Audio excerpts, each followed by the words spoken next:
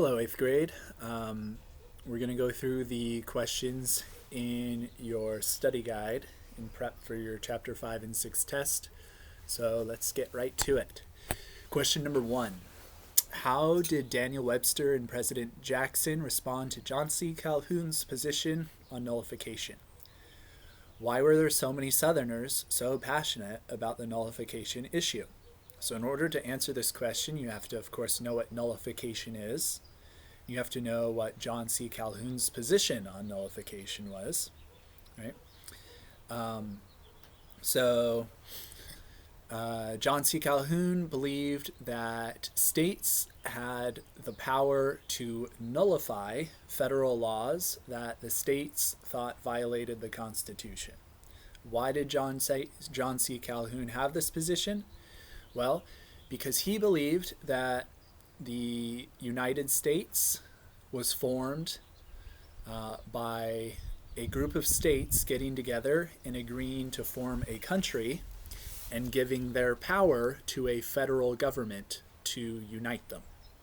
Right? So John C. Calhoun believed nullification power existed because state power supersedes federal power.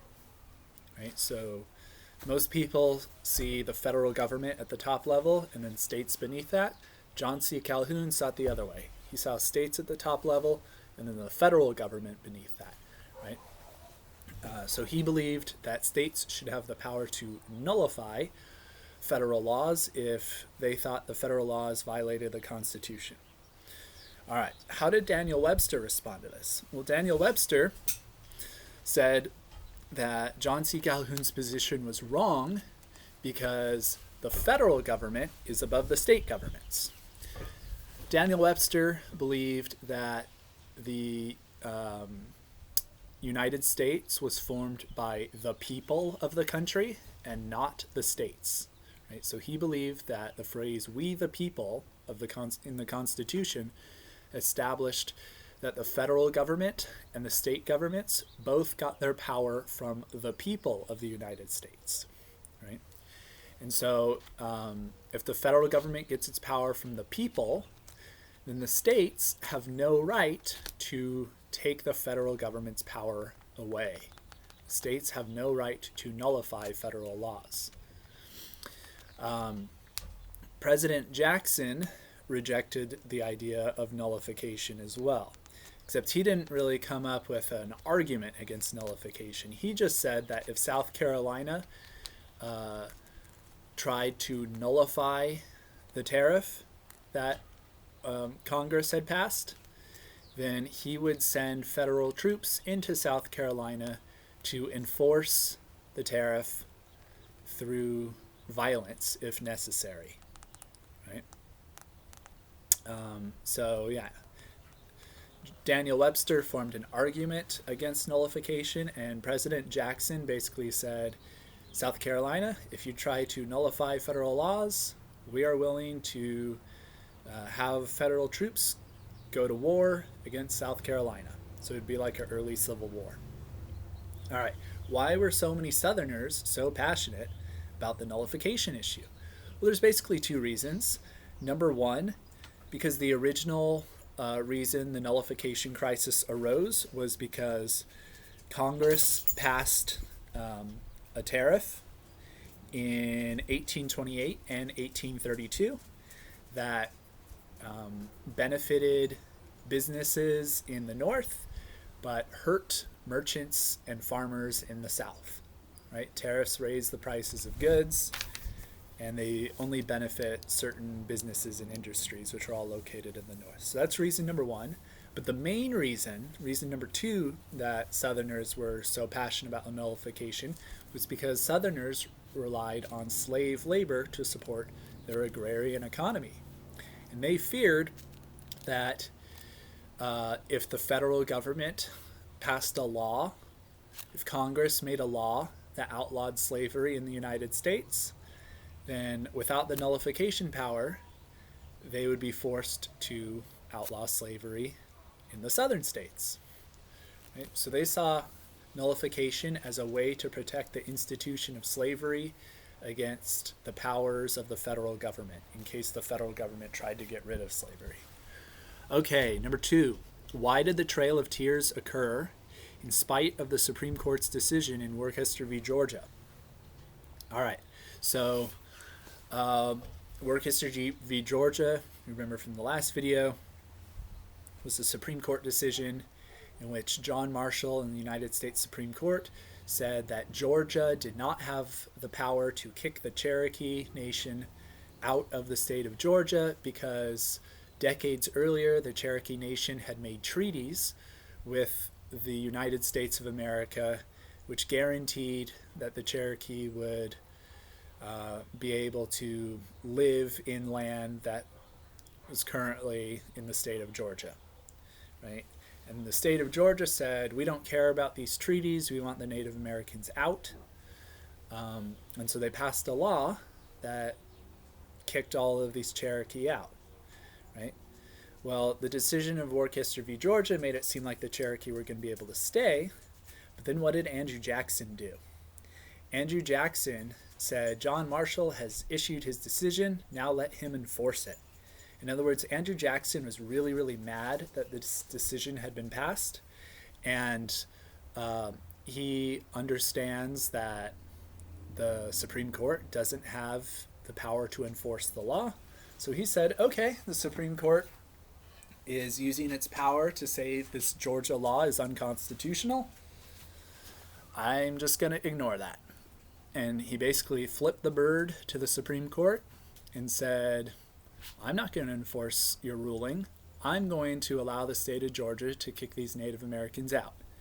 And then Congress passed a law, I think like the next year, maybe it was the year after, that made it pretty much impossible for Native American tribes to stay in the South. And so a lot of Native American tribes could just kind of see that their treaties were being chipped away at pretty significantly, and they probably weren't going to be able to stay there. And so they decided, well, it's probably best that we just get up and leave, right? And they were guaranteed a home in Oklahoma. Well, the problem is the federal government was put in charge of escorting all of these Native Americans to Oklahoma. And they didn't provide enough supplies for the journey. They left in the winter. And so several thousand Native Americans died on the journey in what became known as the Trail of Tears. All right, number 3, why was President Jefferson willing to ignore his beliefs about limited power of the president to purchase the Louisiana Territory? So this is a Chapter 5 question. What excuse did President Jefferson give for making this purchase? All right, so President Jefferson, remember, was a strict interpreter of the Constitution. He was a Republican, not a Federalist, so he believed in a strict interpretation of the Constitution. He believed that the president should have limited power, and that the federal government in general should have very limited power. And he was given this opportunity to solve a lot of America's problems with how the problem with the Mississippi River and the Port of New Orleans was handled in the Pinckney Treaty. And remember, Spain sold the Port of New Orleans to France, which basically nullified the Pinckney Treaty, right? So a lot of American merchants and farmers and traders by the Mississippi River were freaking out because they thought they'd lose access to the Port of New Orleans. So President Jefferson had this huge problem, and Napoleon offers the Louisiana Territory for $15 million. That's like just a few cents per acre. So President Jefferson was willing to ignore his beliefs about strict interpretations of the Constitution because basically what he was being offered by Napoleon would solve all of his problems, and it was just too good a deal to turn down, right? So President Jefferson looked at Article 2 of the Constitution, and he's like, man, it doesn't say anywhere in here that the president has power to buy land from foreign countries, right? So, but he was so motivated to make this work that basically what he said is, the president has the power to negotiate treaties with other countries, and a land purchase is basically a treaty, right? It's not, but that's what Jefferson said, and Jefferson knew that he was just, BSing basically, but nobody really cared because the Louisiana Purchase was such a good deal that everyone just kind of went along with it. All right. Number 4, what disadvantages did the United States face during the War of 1812? In spite of these disadvantages, what successes did the U.S. achieve during the war? So the War of 1812, Chapter 5, what disadvantages did the United States face? So one disadvantage, President Jefferson had dramatically reduced the size of the United States military, right? So the U.S.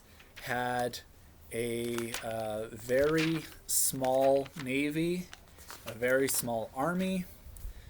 Britain, on the other hand, had a very large navy and a lot of soldiers and a lot of money. So that's disadvantage number 1.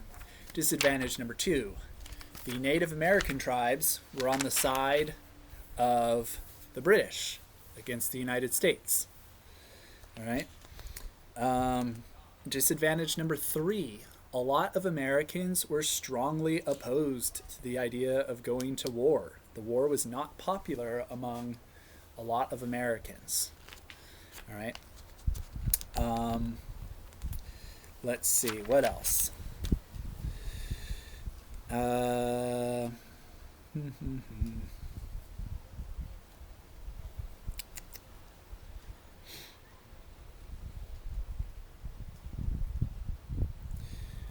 guess that's sufficient for disadvantages.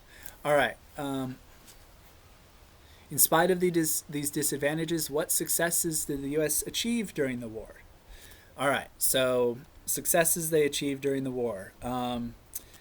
There was the battle between the USS Constitution and the Guerriere, which was a motivational win, a PR win for the United States, because it made Americans feel like their Navy, even though it was a lot smaller than the British Navy, was invincible.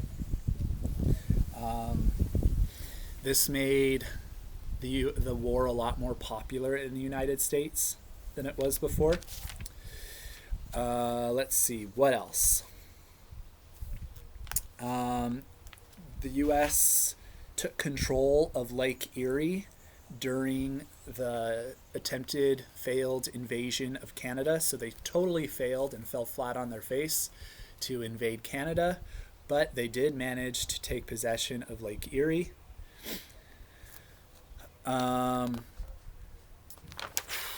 Let's see. Andrew Jackson had a lot of success against the Native American tribes in the South during this time. Remember, Andrew Jackson was a military commander in the South. Tecumseh died. Tecumseh wiped out a lot of Native American resistance to the United States in the North, because Tecumseh was sort of like the symbolic leader of Native American resistance to American presence in the Northwest Territory.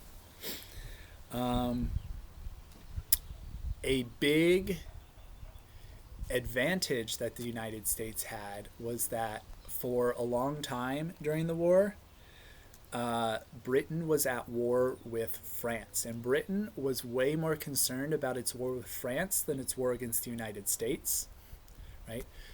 But of course, when Britain ended its war with France, it was able to focus all its attention on the War of 1812.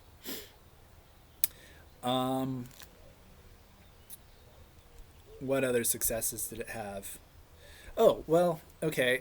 The U.S. and Britain kind of came to a standstill around 1814 because the British decided that it really wasn't worth going to war in North America anymore over anything. So they negotiated a treaty. So that was seen as a success for the United States, even though in reality, Britain could have crushed the U.S. if they wanted to. All right. Number 5, why did the Embargo Act of 1807 fail? So remember, the Embargo Act of 1807 was passed during the Jefferson presidency as a way to try to dissuade France and England from abusing U.S. trade ships and impressing sailors and try to get them to make better deals with the U.S. Why did it fail? A few reasons. Number 1, black market smuggling undid a lot of the intended effects of the embargo. Reason number 2, the U.S. needed trade with France and Britain a lot more than France and Britain needed trade with the U.S. Number 3, the Embargo Act was extremely unpopular in the United States because it significantly hurt the U.S. economy. All right, number 6, why did Andrew Jackson feel so strongly about destroying the Bank of the United States? Andrew Jackson believed that the Bank of the United States had no place in American politics, right? He called it the monster. He thought it was his mission as president to destroy it. Why did he feel this way? Because he believed that the Bank of the United States had too much influence in American politics and in the economy, right? So the Bank of the United States was kind of like a puppet of the federal government, and they used it to regulate the economy and to control which type of loans could be given out. So these loans favored the wealthy, and they disfavored poor farmers in the South. So Andrew Jackson's supporters couldn't get loans from banks to expand their farms and to run their farms because the Bank of the United States said no. Right? So Andrew Jackson wanted to please his supporters, so the bank became his enemy. Also because Nicholas Biddle, the president of the Bank of the United States, was making deals with members of Congress to help them get elected in exchange for political favors when they took office, and he saw that as very corrupt. So for all these reasons, he wanted the Second Bank of the United States to die. All right, number 7, how did the inaugurations of Presidents Jefferson and Jackson reflect the significance of their elections? All right, so President Jefferson was the first Republican elected to the presidency. So remember, at his election, he walked to his inauguration instead of taking a carriage. He wanted people to treat him as like a regular guy. He made sure they shook hands with him instead of bowing to the president like they used to do before. He gave a speech in which he said he wanted to unite the country. He made it clear at his inauguration that he wasn't going to punish his political opponents, right? So this reflects an attempt to unify the country and sort of erase some of the strict division between the two political parties at the time. And it reflected the Republican belief that the office of the president and the power of the federal government should be more limited. All right, what about President Jackson? Remember, President Jackson got elected on a wave of popular support. There were all of these new voters, people who were not allowed to vote before. And then the states changed their laws, allowing more people to vote. So as long as you were a white male, you could vote.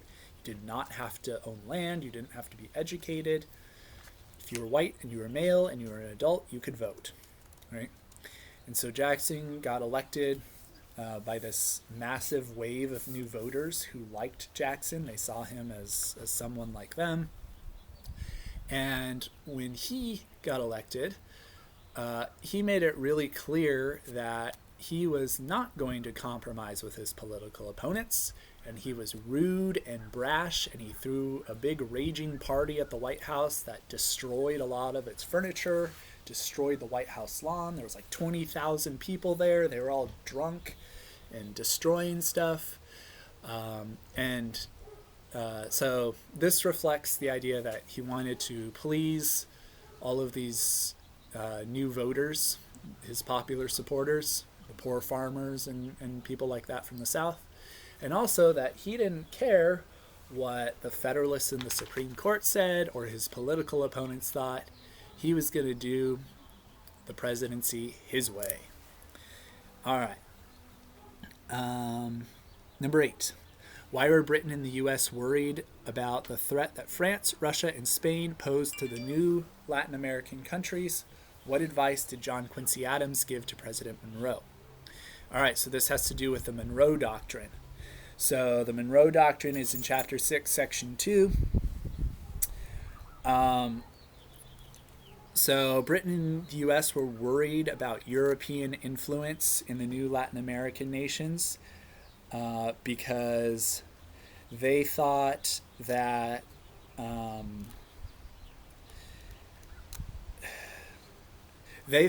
these European countries were basically going to gang up on these little Latin American countries that had just achieved their freedom and give control back to Spain. So they were worried that that's what was going to happen. So basically, yeah, they didn't want Europe to get involved in the economies of these Latin American countries. They thought if the rest of Europe gets involved in their economies, if Spain regains control, then cash flows to the United States and Britain are going to be significantly inhibited because other European nations are going to want a slice of the pie, right? What advice did John Quincy Adams give to President Monroe? John Quincy Adams told President Monroe that they should not act with Britain. Instead, the United States should act alone in order to appear strong. Basically, they wanted Britain to do a lot of the work in figuring out how to keep the other European nations out of Latin America, while at the same time taking credit for keeping these European nations out of Latin America with the U.S. taking credit by themselves, right? So basically the Monroe Doctrine said that the United States would consider any attempt of European nations to interfere in the southern colonies as dangerous to our peace and safety. In other words, you better not mess with Latin America, otherwise we're going to do something. What they were going to do, we don't know. But remember, at this time, the United States is basically like a teenager trying to flex its little tiny muscles.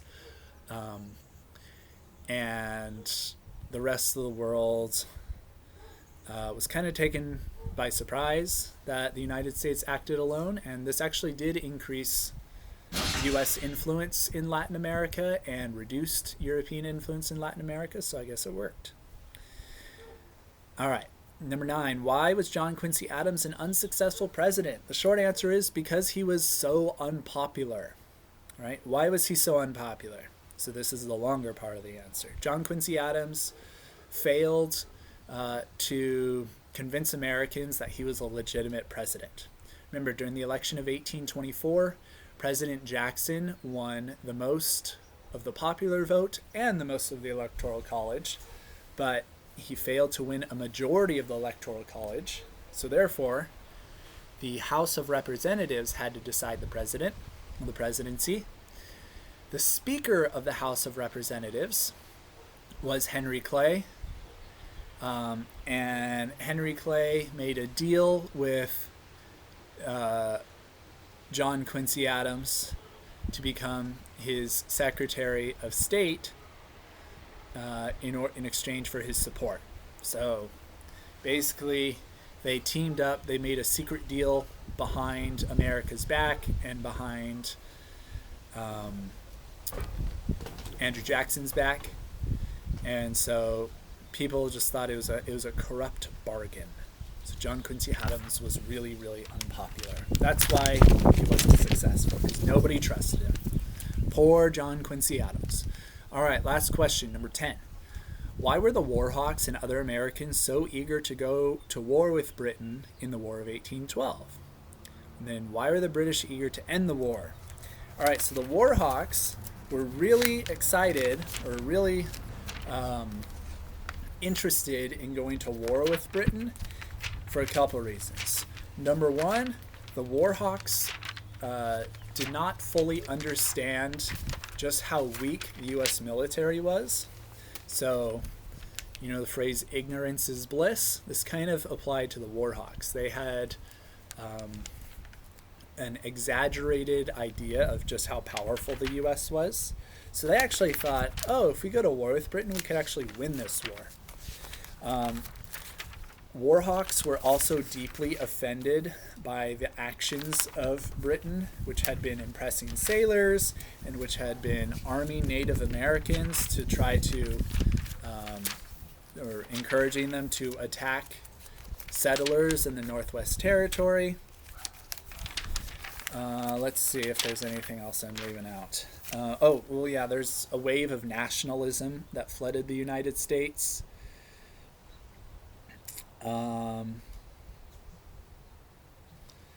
Let's see. Oppressment of sailors, arming Native Americans.